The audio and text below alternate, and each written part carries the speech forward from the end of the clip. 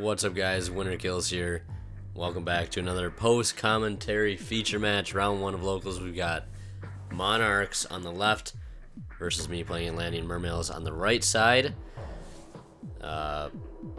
This locals actually didn't turn out the way I wanted it to. It didn't go as planned. I made some changes preemptively to extra deck and was testing some new cards in the extra deck and some new stuff in the main deck in order to see if it would benefit me in the long run in any of these matches I'd be playing on this day. And as you can see, I opened up pretty bad. I opened up triple Neptibus, which, I mean, I guess isn't horrible. I opened Neptibus either way, but still opening 3 is kind of bad.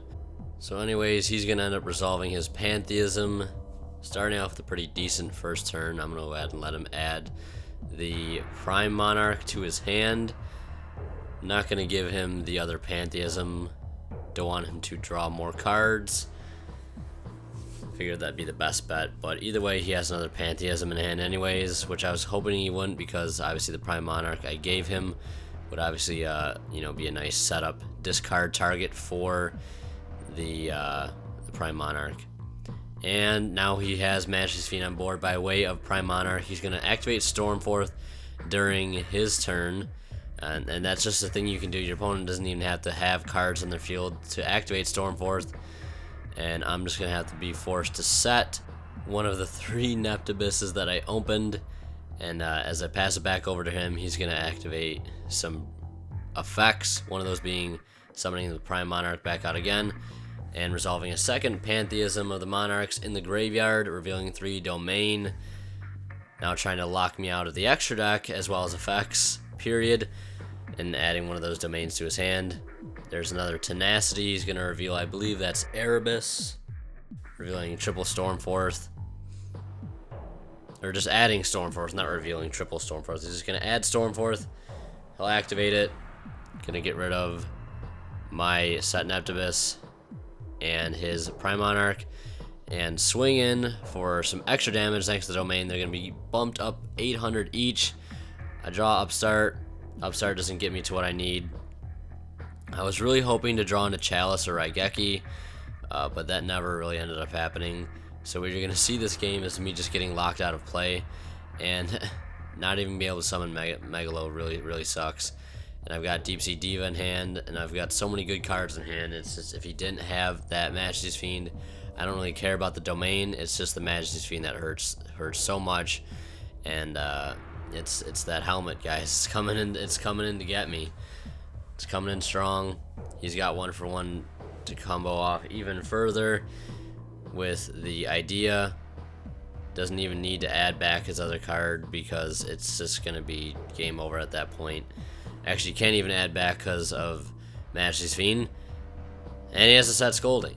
So this goes to show you how locked out I was of playing that game. Not even be able to activate a single card effect, not even be able to go into the extra deck. And the first, even if I did have Chalice, guys, he would have just Scolding it. But you'll see how fast game 2 is going to go. I Valor the idea. He'll instantly pass turn. I have Neptibus, Instant Fusion, and Chalice in hand. And I just have so many good cards to work with at this point that he is going to see fit to just scoop it up. Anyways, he looked at the top few cards of his deck and just, picked him up. We're just going to go game 3. That's how easy it is to shut the deck down. If you have the clutch Valor, if you have the clutch Chalice, you got the clutch, whatever it is to get rid of their cards they have, like Domain or Majesty's Fiend, it's pretty much an easy matchup, at least for Mermails at that point, because Domain is really wasn't really my biggest, threat. It was just the Majesty's Fiend. If I couldn't stop him getting out the Majesty's Fiend, I'd pretty much lose, and opening up a really bad hand like this doesn't help. At least I do have the Valor in hand to stop the idea, but I know he has the Majesty's Fiend now off that Tenacity, and he can easily get Stormforth. I probably would have been better off not setting anything. It might have been a bit of a misplay on my part, but you never really know. And I guess it's not necessary to set a monster like that in this case, because I'm obviously giving him fodder to Stormforth. So that's one thing I can look to remember in the future. And however, if he would have drawn into the idea, I would have had the Valor for it anyways. So I'm looking back now, definitely you can see how that would have been a better play.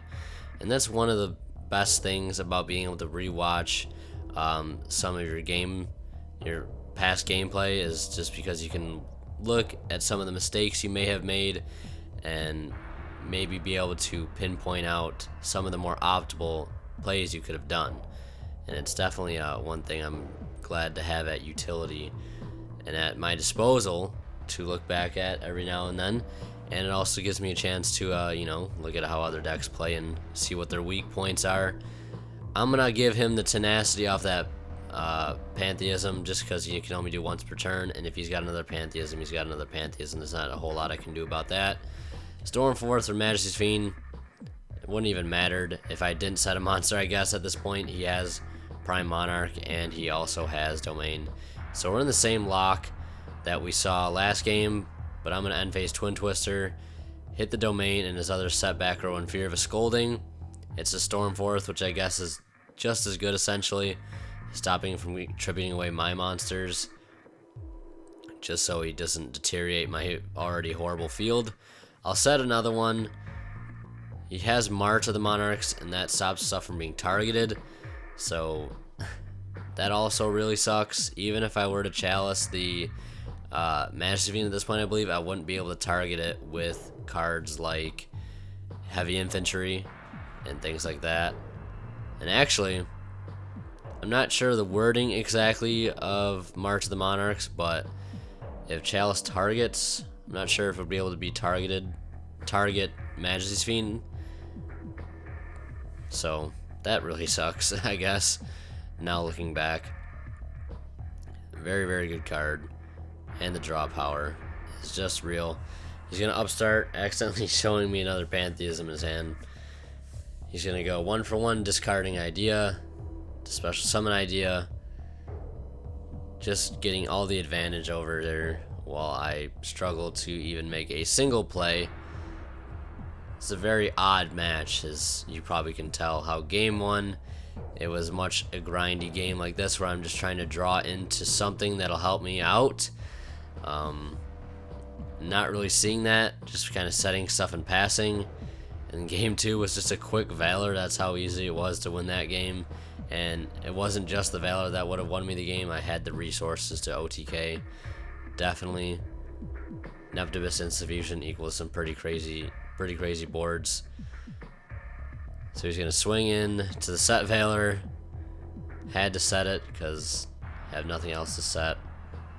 Draw into the instant fusion, and it's pretty much game over. Even at this point, a Chalice wouldn't have helped, and I don't think a Raigeki would have helped either. I would have needed a Twin Twister and a Chalice to get rid of the March of the Monarchs, because that stops their stuff from being destroyed or targeted by card effects.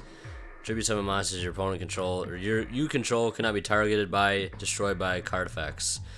So yeah, pretty much locking me out even more and diminishing the chances of me being able to out the Majesty's Fiend. Anyways, guys, I want to take this time to now thank you guys for 1,400 subscribers. We're already on our way to 1,500.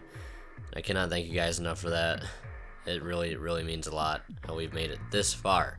I really do appreciate, guys, all your support. It is absolutely outstanding.